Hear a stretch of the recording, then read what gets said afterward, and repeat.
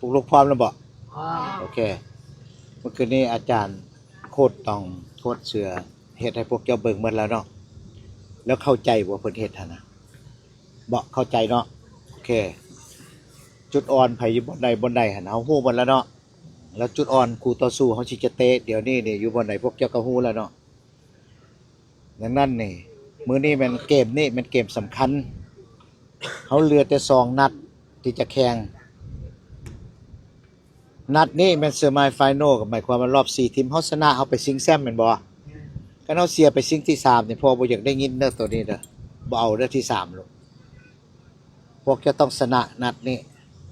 โอเคแก้มัดให้มันได้เมื่อวานนี้เฮาเสมอเขาหั่นมื้อนี้นี่คันพวกเจ้าบ่ได้กิน3-0แล้วมันบ่เป็น WIG นาคาแหละเข้าใจบ่ฮะเจ้าเบิ่งโคตรมาละมาสอนมาบอกวิธีละแล้วเดี๋ยวนี้เขาก็ตัวน้อยเบื้องใดพวกแกก็เบียดเอาเฮ็ดเอาอย่าสุไปฟ้าวเข้าใจบ่ใส่ความฉลาดลูกเอาความฉลาดมาใส่เฮ็ดอะไรเฮาสิชนะมื้อนี้หั่นเกมนี้เนี่ยชนะเกมนี้ละเกมที่2พวกแกก็มีความหวังละโอเคอยากบ่อยากเฮาบ่เจอบาซ่าก็เจอพวกอย่างปูเชียงไฮ้นี่เจ้าภาพนี่คันพวกแกชนะล่ะห้ามเสียเด็ดขาดนะเกมบ่น่าจะเสียเลยแหละมื้อนี้นะถ้าพวกเจ้าชนะพวกเจ้าฮู้บ่ทีมนี่น่ะมันทีมเต็ง1ของประเทศจีนเทงทีมเต็ง1ของงานนี้อีกและทีมเศรษฐีอีกเจ้ารวยที่สุดในเมืองกวางโจวนี่มันแล้วเด็กน้อยพวกนี้บ่แม่นอยู่เมืองกวางโจวเข้าใจบ่เขาคัดมาแต่ละเมืองมาโฮมกันมีคนเก่งๆหมดตัวน้อยๆเก่งๆมีตัวใหญ่เก่งมีเขาคัดมาหมดดังนั้นเฮาก็เก่งคือกันพวกเจ้าไปพานมาหลายประเทศกว่าเขาอีกแม่นด้วยแล้ว U11 นี่พวกลูกสิบ่มีโอกาสอีกแล้วเด้อ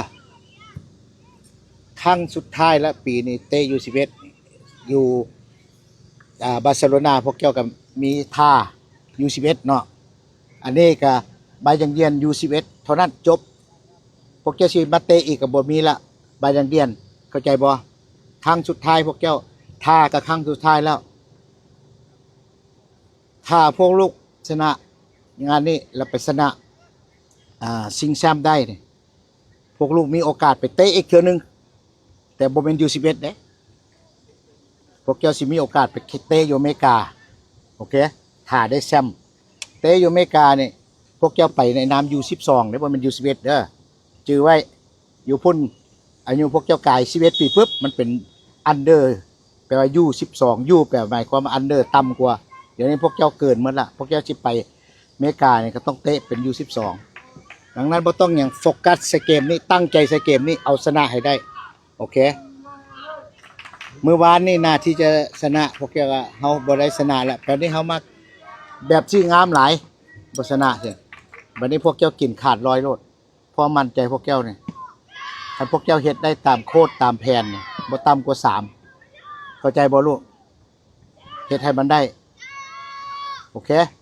พร้อมบ่ลูกเฉพาะเกมนี้พร้อมแล้วบ่พร้อมซ้ำใดพร้อมซ้ำใดพร้อมจักเปอร์เซ็นต์100%โอเคสู้ๆบ่โอเคเอาให้มันชนะพอเด้อพ่อใหญ่สิเบิ่งมาพวกเจ้าผิดพลาดมาโฟกัสเลยลืมไปหมดเลยเก้าเกมหั่นเข้าใจบ่ตั้งใส่เกมที่10กับเกมที่11เท่านั้นโอเคสู้โอเค